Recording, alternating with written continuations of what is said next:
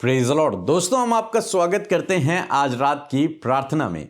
और आज मैं आपसे बात करना चाहता हूं कि प्रभु यीशु मसीह आपके काम पर, आपके बिजनेस पर, आपकी जॉब पर, आपके कमाई पर आशीष देगा। आप जो भी काम करते हैं, जो भी काम आप कर रहे हैं, चाहे वो खेती का हो, चाहे वो पशुओं का हो, चाहे वो बिजनेस हो, चाहे वो जॉब हो, जो भी काम आपके पास है, परमेश्वर उस काम में आपको बढ़ोतरी देगा। उस काम में प्रभु आपको आशीष देगा, आपको ब्लेस करेगा। आपके फाइनेंस को परमेश्वर ब्लेस करेगा। उन जॉब से, उन बिजनेस से जो कुछ आप कमाते हैं, उसमें आप अपने जीवन में इंक्रीज को देखोगे, बढ़ोतरी को देखोगे, और परमेश्वर उस आशीष को, उस फाइनेंस को प्रभु ब्लेस करेगा। और बाइबल कहती है जो धन परमेश्वर की ओर से आता है वो उसमें दुख नहीं देता। यानी कि जो ब्लेसिंग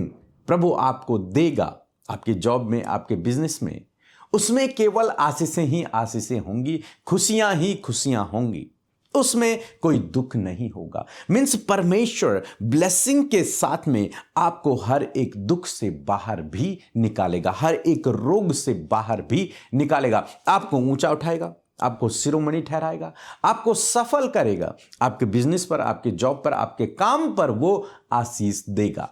कब देगा ये बहुत इंपॉर्टेंट है। आपको क्या करना होगा ये बहुत इंपॉर्टेंट है, क्योंकि परमेश्वर ऐसे ही नहीं देता। जिनको भी परमेश्वर ने दिया है उसके पीछे कुछ ना कुछ कारण है। परमेश्वर ऐसे ही सबको नहीं देता, उसके लिए कुछ करना पड़ता है। क्या करना पड़ता है आज मैं आपको समझाना चाहता हूं।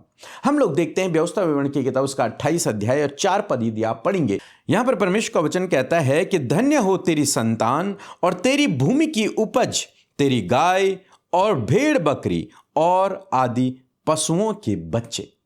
धन्य मीन्स आशीषित।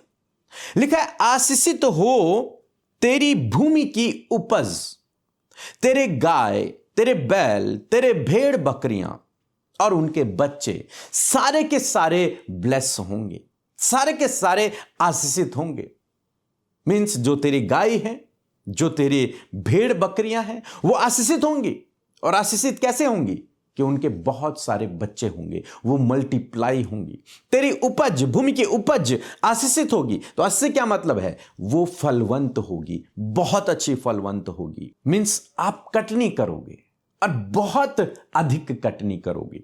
उस समय जो बिजनेस, जॉब या फिर काम या फिर जो आय का साधन था वो यही था, गाय, बैल, भेड़, बकरियां, खेती। आज भी है, लेकिन उस समय केवल यही था। उस समय कोई जॉब नहीं थी, उस समय कोई ज्यादा बिजनेस नहीं हुआ करते थे। यही उनका बिजनेस था, यही उनकी जॉब थी। अब परमेश्वर ने कहा कि मैं उससे आशीषित करूंगा, मैं उसे आशीष दूंगा, मैं उसे मल्टीप्लाई करूंगा। एक तरीके से जो तेरी भेड़ बकरियां होंगी वो अधिक अधिक बच्चों को जन्म देंगी, उनमें बढ़ोतरी होगी। अगर तेरे पास 10 हैं तो वो बहुत जल्द 100 हो जाएंगी। तेरे पास गाय बैल 5 हैं तो वो बहुत जल्द 50 हो जाएंगी। परमेश्वर मल्टीप्लाई करेगा, इंक्रीज करेगा, उनको ब्लेस करेगा, उनको आशीष देगा उनको। तेरी भूमि की उपज, तूने थोड़ा सा बोया, लेकिन जब कटनी करेगा तो बहुत अधिक होगा, बढ़ोतरी को देखेगा। जैसे हम इसहाक के जीवन में भी देखते हैं, उसने जोता और बोया और उसी साल उसने 100 गुना फल पाया। तो क्या हुआ? यहां पर परमेश्वर ने उसकी खेती की उपज को, उसकी खेती को ब्लेस किया। और जब परमेश्वर ने उसे ब्लेस किया तो बाइबल कह रही है कि उसी साल उसने 100 गुना पाया। याकूब के जीवन में हम लोग देखते हैं, उसके ससुर की जो भेड़ बकरियां थी, जब उनका सौदा हुआ, उनकी मजदूरी जब ठहरी याकूब की, तो क्या हुआ? परमेश्वर ने उन्हें ब्लेस किया, उसकी भेड़ बकरियों को ब्लेस किया, उन्हें मल्टीप्लाई कर दिया। जितना याकूब का हिस्से का था वो मल्टीप्लाई होता चला गया, वो बढ़ता चला गया, वो इंक्रीज होता चला गया। और लिखा है उसके पास भेड़ बकरियां, गाय बैल, ऊंट इतने अधिक बढ़ गए कि उस गांव में, उस नगर में उसके अलावा इतना धनी कोई नहीं था। कैसे हुआ ये सब? परमेश्वर ने उसके जानवरों पर उनको आशीष दी, परमेश्वर ने ब्लेस किया उनको, एसाव की खेती को ब्लेस किया। इसी प्रकार से आज शाम में मैं आपको उत्साहित करना चाहूंगा कि परमेश्वर आपके बिजनेस पर, आपकी खेती पर, आपकी जॉब पर ऐसे ही आशीष देगा और वो उन्हें मल्टीप्लाई करेगा। आप बढ़ोतरी को देखेंगे, आप मल्टीप्लिकेशन को अपने जीवन में देखेंगे। लेकिन परमेश्वर कुछ बात को कहता है कि यह सब कब होगा। इसके लिए एक गाइडलाइन प्रभु ने दी। उस सबको आशीषित करना चाहता है, सबको ब्लेस करना चाहता है। जैसे हम अपने बच्चों को आशीष देना चाहते हैं, हम अपने बच्चों की जरूरतों को पूरा करना चाहते हैं, उनको समय समय पर कपड़े, उनको समय समय पर जूते, उनको समय समय पर खाना, समय समय पर उनकी आवश्यकताओं को हम पूरा करते हैं और बेस्ट से बेस्ट हम चाहते हैं कि अपने बच्चों को दें।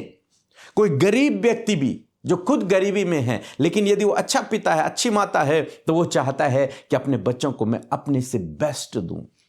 मेरे पास खुद के लिए पहनने के लिए ना हो, लेकिन मेरे बच्चे अच्छे से अच्छा पहने, वो अच्छे से अच्छा खाएं। ये सब की आशा है, ये सब चाहते हैं, सब चाहते हैं। इसीलिए वो काम भी करते हैं अपने बच्चों को अच्छी फैसिलिटी देने के लिए। नहीं तो हर कोई अपने घर में सो जाए, काम ना करे। लेकिन ये भी एक कारण है। लेकिन हम लोग देखते हैं कि क्यों हम बच्चों को आशीषित करना चाहते हैं। पहली बात, हमारा रिलेशन होता है। बच्चे हमारे ब्लड रिलेशन है, मीन्स हमारे बच्चे हों, इसलिए हम उन्हें आशीषित करना चाहते हैं। दूसरा, आप कभी देखें अपने जीवन में कि जो बच्चा पिता की आज्ञा को मानता है, माता पिता की आज्ञाओं को मानता है, उस बच्चे को माता पिता आशीषित करते हैं, उसे ज्यादा देते हैं या फिर उसके फेवर में रहते हैं, उसकी तरफ ओर रहते हैं। तो ऐसे ही परमेश्वर भी चाहता है। यदि तुम मुझसे आशीष पाना चाहते हो, यदि तुम चाहते हो कि तुम्हारी खेती, तुम्हारे जानवर आशीषित हों, तुम्हारी जॉब, तुम्हारा बिजनेस, तुम्हारा काम आशीषित हो, तो तुम्हें क्या करना है? तुम्हें पिता के साथ में एक अच्छा रिलेशन बना के रखना है, एक अच्छा रिश्ता बना के रखना है। यह प्रभु चाहते हैं। बहुत सारे लोग कहते हैं हमारे जीवन में काम नहीं हो रहा, हमारे जीवन में प्रभु आशीष नहीं दे रहा, हमारे फाइनेंस पर कोई आशीष नहीं, हमारी जॉब पर कोई आशीष नहीं है। वो क्यों नहीं है? कारण क्या है? क्योंकि आपने अपने पिता के साथ में एक अच्छा रिश्ता मजबूत नहीं किया है। पिता अपनी धन संपत्ति उसी को देता है जिस बेटे का पिता के साथ में अच्छा रिश्ता होता है, उसी को ज्यादा मिलता है, उसी को वो प्रेम करते हैं, उसी की तरफदारी वो करते हैं। तो ऐसे ही सिद्धांत है, जब आप परमेश्वर से अपना रिश्ता मजबूत बना के रखेंगे, जब आप परमेश्वर से अपना रिश्ता मजबूत बना के रखेंगे, तो यूं समझ लीजिए कि परमेश्वर आपकी तरफदारी करेगा, वो आप पर अनुग्रह करेगा, वो आपके काम पर आशीष देगा, वो आपके बिजनेस पर आशीष देगा, वो आपको बढ़ाएगा, क्योंकि आप उसके अच्छे बेटे हैं, इसलिए वो आपके लिए काम करेगा। दूसरी बात फिर हम देखते हैं, एक बच्चा जब अपने माता पिता की आज्ञा को मानता है तो उसके माता पिता उसे और अधिक प्रेम करते हैं, उसके लिए और अधिक करते हैं। ऐसे ही परमेश्वर ने भी कहा, जब हम पढ़ रहे हैं व्यवस्था विवरण की किताब उसका 28 अध्याय, तो अगर एक पद आप पढ़ेंगे तो यहां पर परमेश्वर का वचन कहता है कि यदि तू अपने परमेश्वर यहोवा की सब आज्ञाएं जो मैं आज तुझे सुनाता हूं चौकसी से पूरी करने को चित्त लगाकर उसकी सुने, तो तुझे पृथ्वी की सब जातियों में श्रेष्ठ करेगा। और ये लिखा है, फिर अपने परमेश्वर यहोवा की सुनने के कारण, मीन्स उसकी आज्ञा को मानने के कारण, ये सब आशीर्वाद तुझ पर पूरे होंगे। ये सारे आशीर्वाद जो हमने अभी पढ़े, धन्य हो तेरे खेत, तेरे गाय बैल, तेरे भेड़ बकरियां और उनके बच्चे, ये आशीष तुझे मिलेगी, निश्चय मिलेगी। लेकिन कब मिलेगी? लिखा है कि अपने परमेश्वर यहोवा की आज्ञाओं को सुनने और उनको फॉलो करने के कारण परमेश्वर तुझे आशीष देगा। ये ऑटोमेटिकली, ये आशीष, ये आशीर्वाद तुझ पर पूरे होंगे। लिखा है पूरे हो जाएंगे, ऑटोमेटिकली हो जाएंगे। कब? जब आप परमेश्वर की आज्ञा पर चलेंगे, तब ये आशीर्वाद, ये जो वचन हमने पढ़े, ये जो ब्लेसिंग्स हमने पढ़ी, ये आपके जीवन में ऑटोमेटिकली पूरे हो जाएंगे। इनके लिए फिर आपको कुछ करना नहीं है, आपको केवल अपने पिता की आज्ञा को मानना है, आपको केवल परमेश्वर की आज्ञा को मानना है। और जब आप परमेश्वर की आज्ञा को मानेंगे तो निश्चय यूं समझ लीजिए कि ये जो आशीर्वाद हैं, ये जो ब्लेसिंग्स हैं, ये जो फाइनेंशियली ब्लेसिंग है, ये जो जॉब की आशीष है, ये जो बिजनेस की आशीष है, ये खेती की आशीष है, ये जानवरों की आशीष है, ये सब आशीषें जो आज आप अपने जीवन में चाहते हैं, ये सब तुझ पर पूरी हो जाएंगी। कोई भी ऐसी आशीष नहीं होगी जो तुझे नहीं मिलेगी। तुझे हर एक आशीष मिलेगी।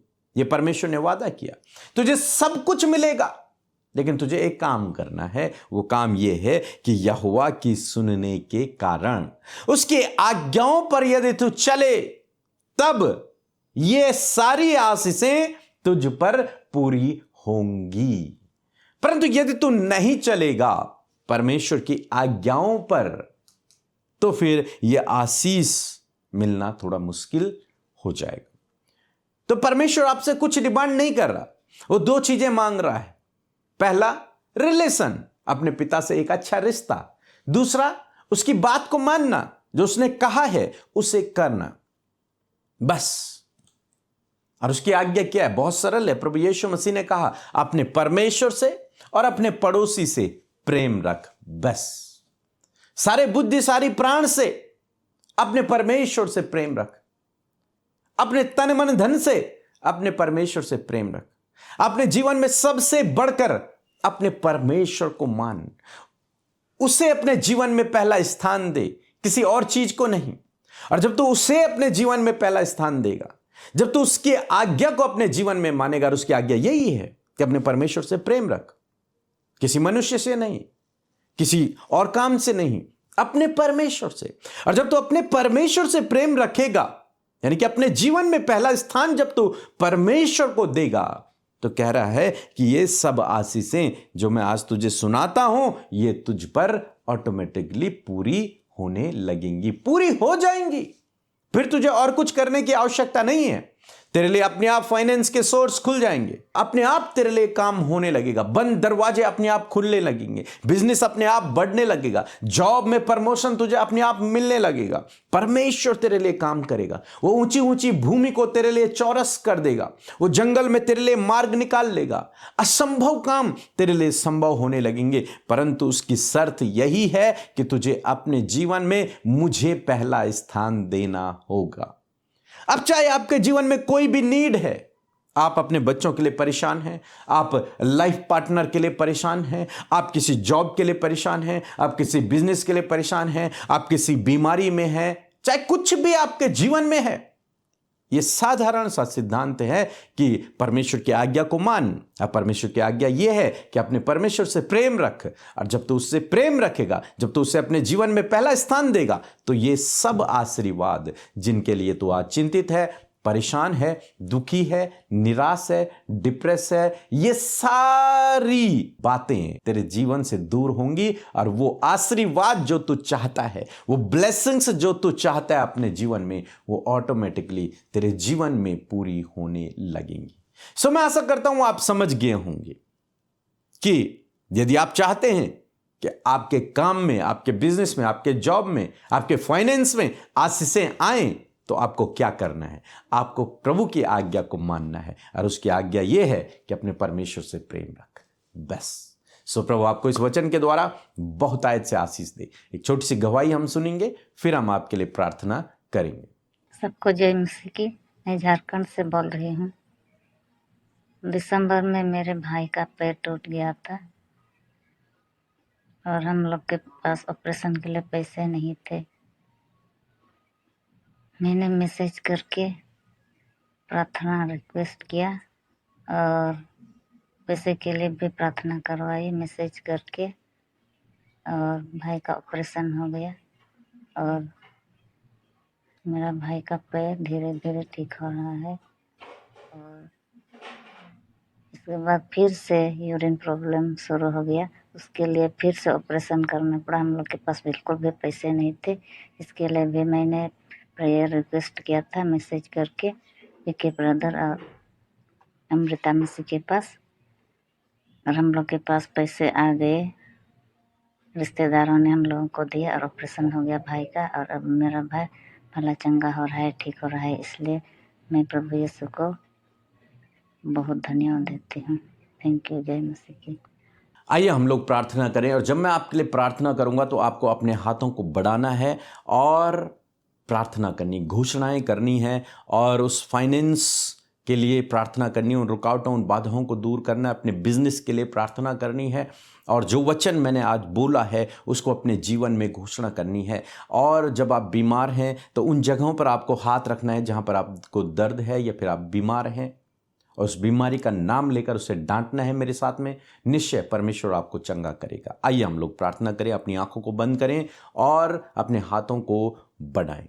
प्रभु यीशु मसीह, हम आपका धन्यवाद करते हैं पिता, इस सुंदर वचन के लिए जो आज आपने हमें दिया है। प्रभु सच में तू चाहता है कि तेरे बच्चे आशीषित हों, तेरे बच्चे ब्लेसिंग्स को पाएं, और तू उनके फाइनेंस में, तू उनकी जॉब में, तू उनकी कमाई में आशीष देना चाहता है। लेकिन आपकी शर्त है कि तुम्हारा रिश्ता मेरे साथ में अच्छा होना चाहिए और तुम मेरी आज्ञाओं को मानो। पिता परमेश्वर, जब आज ये भाई बहनों ने इस वचन को सुना है, अपने जीवन में ग्रहण किया है, तो आपसे प्रार्थना है प्रभु कि आज से ये तुझसे एक अच्छा रिश्ता मजबूत कर सके और तेरी आज्ञाओं पर चल सके। और प्रार्थना है प्रभु, आप इनके ऊपर स्वर्गीय आशीषों को खोल दे, उस उत्तम भंडार को खोल दे प्रभु, और इनके फाइनेंस पर, इनकी कमाई पर तेरी आशीष हो प्रभु। इनकी कमाई फिजूल खर्ची में न जाए प्रभु, इनकी कमाई गलत बातों में न जाए प्रभु, गलत कामों में न जाए प्रभु, दवाइयों में न जाए प्रभु, बल्कि इनकी कमाई का ये हिस्सा